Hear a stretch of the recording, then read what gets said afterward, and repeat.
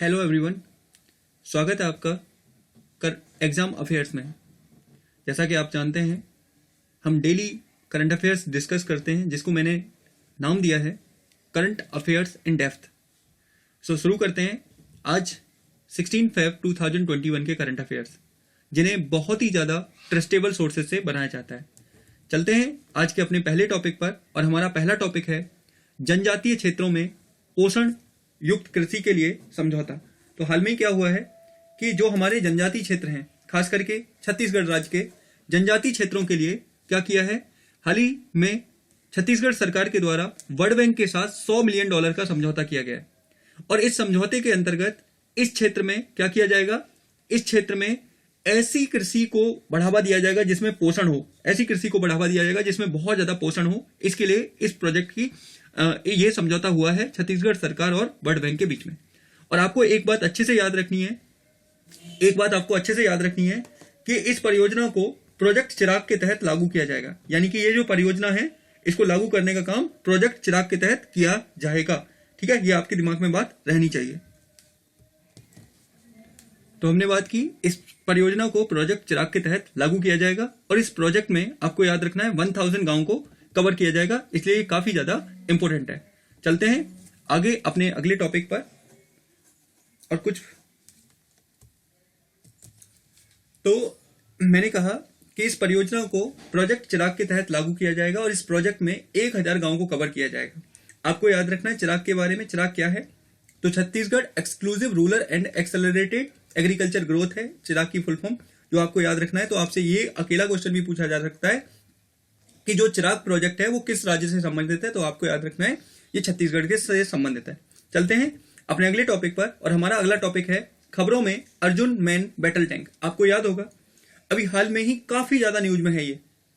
हाल में ही क्या किया है, डीआरडीओ के द्वारा इस टैंक के अपग्रेड वर्जन को लॉन्च किया गया है। यानी कि डीआरडीओ ने इसके अपग्रेडेड वर्जन को लॉन्च किया है। और आपको याद रखना है अर्जुन टैंक प्रोजेक्ट की शुरुआत 1972 में की गई थी, और हाल में ही पीएम मोदी ने इस टैंक को चेन्नई में हमारी सेना को सौंपा है। अब ये हमारी सेना इसका यूज करेगी, और ये काफी ज्यादा उन्नत तकनीक वाला क्या है, टैंक है, जिसमें 54% से ज्यादा पार्ट्स मेड इन इंडिया है। तो हम कह सकते हैं काफी महत्वपूर्ण परियोजना है जिसे डीआरडीओ ने पूरा किया है। चलते हैं अपने अगले टॉपिक पर, और हमारा अगला टॉपिक है उत्तर प्रदेश सरकार की नई घोषणा। क्या है?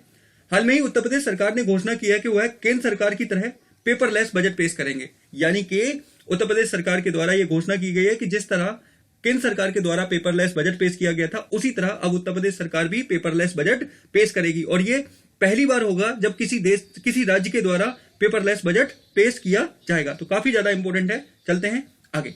इसके बाद इस बजट को यूपी के वित्त मंत्री श्री सुरेश खन्ना के द्वारा पेश किया जाएगा। यह भी आपको याद रखना है, इसको किसके द्वारा? सुरेश खन्ना के द्वारा पेश किया जाएगा इस बजट को। तो ये दिमाग में आपके बात रहनी चाहिए। चलते हैं अगले टॉपिक पर, और हमारा अगला टॉपिक है वो है 26वें हुनर हाट का आयोजन। वेरी वेरी इंपॉर्टेंट, ध्यान से सुनिएगा। 26वें हुनर हाट का आयोजन कहां किया जा रहा है? माइनॉरिटी मंत्रालय के द्वारा इसका आयोजन नई दिल्ली के जवाहरलाल नेहरू स्टेडियम में किया जा रहा है। यानी कि 26वें हुनर हाट का आयोजन जवाहरलाल नेहरू स्टेडियम में किया जा रहा है, ये आपको याद रखना है। और इसकी थीम क्या है? तो ये है वोकल फॉर लोकल, यानी कि इसकी थीम रखी गई है वोकल फॉर लोकल। और आपको याद रखना है इसका शुभारंभ हमारे माइनॉरिटी मिनिस्टर मुख्तार अब्बास नकवी के द्वारा किया जा रहा है। तो ये आपको याद रखना है 26 में क्या हुनर हाट के बारे में। चलते हैं अगला टॉपिक, और अगला टॉपिक है हमारा 5वां, जिसका नाम है भारत का पहला पूर्ण अंतर्राष्ट्रीय क्रूज टर्मिनल। ध्यान से सुनिएगा, भारत का पहला पूर्ण अंतर्राष्ट्रीय क्रूज टर्मिनल क्या है?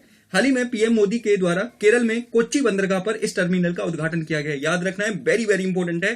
पूर्ण अंतर्राष्ट्रीय क्रूज टर्मिनल है ये, जिसका उद्घाटन कोच्चि बंदरगाह पर किया गया है। ये आपके दिमाग में बात रहनी चाहिए। और इस टर्मिनल का नाम सागरिका है, जिसकी कुल निर्माण लागत कितनी आएगी? 25.75 करोड़ आएगी। यानी कि इसका जो आपको याद रखना है, इस टर्मिनल का नाम क्या रखा है? सागरिका रखा गया है। तो ये आपको याद रखना है किसके बारे में? अंतर्राष्ट्रीय क्रूज टर्मिनल के बारे में। चलते हैं अपने अगले टॉपिक पर, और हमारा अगला टॉपिक है चित्तौरा झील के बारे में। ध्यान से सुनिएगा बहुत ज्यादा। चित्तौरा झील, पीएम मोदी ने आज के दिन 16 फरवरी यानी कि आज की बात हो रही है, यूपी में महाराजा सोहेलदेव स्मारक और चित्तौरा झील के विकास कार्यों का उद्घाटन किया है। अगर आपको याद हो तो महाराजा सोहेलदेव को मैंने इससे पिछली वीडियोस में काफी अच्छी तरीके से डीप में डिस्कस किया है।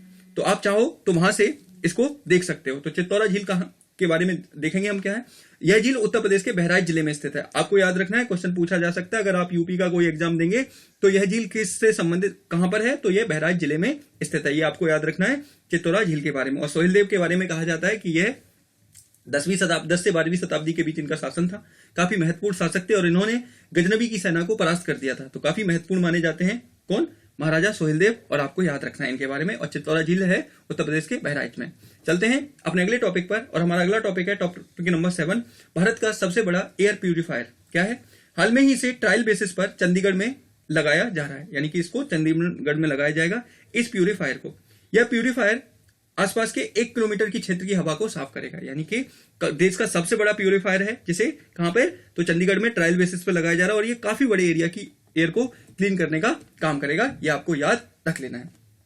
चलते हैं अगले टॉपिक पर, और हमारा अगला टॉपिक है टॉपिक नंबर 8, COP26।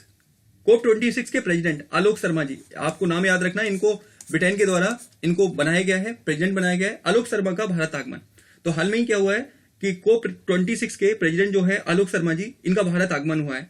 और इन्होंने क्या किया है, United nation climate change conference के अध्यक्ष आलोक शर्मा का भारत आगमन हुआ है।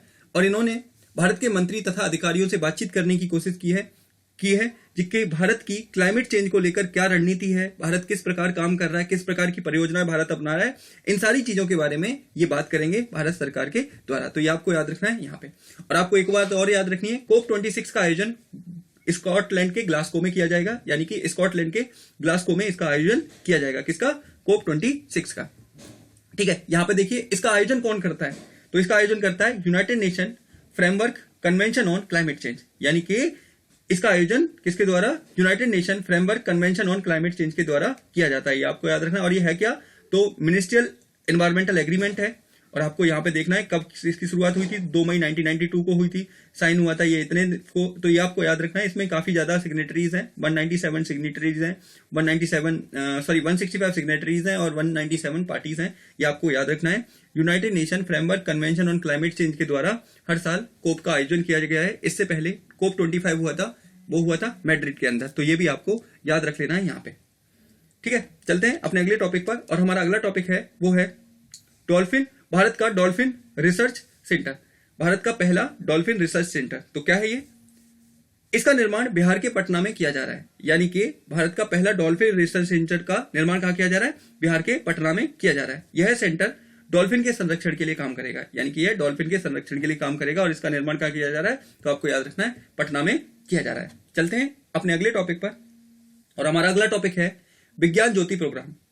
इस प्रोग्राम की शुरुआत 2019 में विज्ञान एवं प्रौद्योगिकी विभाग द्वारा की गई थी, यानी कि विज्ञान ज्योति प्रोग्राम की शुरुआत 2019 में किसके द्वारा, तो मैंने आपको बताया 2019 में की गई थी। किसके द्वारा की गई थी, तो ये की गई थी हमारे विज्ञान एवं प्रौद्योगिकी विभाग के द्वारा। इस प्रोग्राम का उद्देश्य क्या है बच्चों, लड़कियों को अनुसंधान के क्षेत्र में आगे बढ़ाना, ताकि देखो होता क्या है, हर शिक्षा में खास करके इंजीनियरिंग, मैथ्स, इस फील्ड में लड़कियां बहुत कम ही जा पाती हैं। तो इसलिए लड़कियों को हायर शिक्षा प्रदान करने के लिए इसकी शुरुआत की गई है। ये आपके दिमाग में बात रहनी चाहिए विज्ञान ज्योति प्रोग्राम के बारे में। तो यहाँ पे मैंने ये कटआउट लगाया हुआ है, आप देख सकते हैं। अभी हाल में ही क्या हुआ है, क्यों न्यूज में है, तो इसके सेकंड फेज की शुरुआत की गई है, ताकि लड़कियों को स्टेम के क्षेत्र में, स्टेम का मतलब यहाँ पे है साइंस, टेक्नोलॉजी और इसका इंजीनियरिंग और मैथ्स के क्षेत्र में आगे बढ़ाना, ताकि वो आगे चल के अपना इसमें फ्यूचर बना सके और अपने आप को काफी ज्यादा स्ट्रॉन्ग कर सके इस क्षेत्र में। तो ये आपको याद रखना है। इसके बारे में मैंने यहाँ पे एक कटआउट लगा रखा है, देख सकते हैं आप विज्ञान ज्योति के बारे में चीजें। चलते हैं अपने अगले टॉपिक पर, और हमारा अगला टॉपिक है वो है एक अभ्यास प्रश्न, जो जिसका आंसर आपको कमेंट बॉक्स में देना है। क्या है प्रश्न, क्या है, खबरों में रहा ह्यूमन कैपिटल इंडेक्स किसके द्वारा जारी किया जाता है।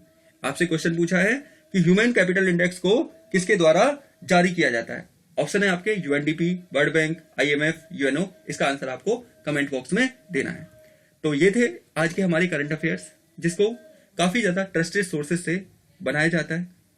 अगर आपको ये मेरी पहल पसंद आ रही है तो मेरे चैनल को सब्सक्राइब करें, वीडियो को लाइक करें, दूसरों के साथ शेयर करें, जिससे कि यह पहल ऐसे ही चलती रहे और मेरा चैनल थोड़ा ग्रो करे। तो मिलते हैं। और मैंने आपको बताया था कि आज से एक नई सीरीज नहीं है, पुरानी ही है, वो 9 बजे प्रीलिम्स थिंक सीरीज आएगी, जिसमें आपको कुछ क्वेश्चंस कराए जाएंगे। और आज का टॉपिक होगा प्रस्तावना। तो आप पहले पढ़ के आइएगा प्रस्तावना, डेट मीन्स प्रियम्बल। उनमें से हम काफी चीजें करने की कोशिश करेंगे। तो मिलते हैं शाम को 9 बजे। तब तक के लिए आप सभी का धन्यवाद। God bless you all of you.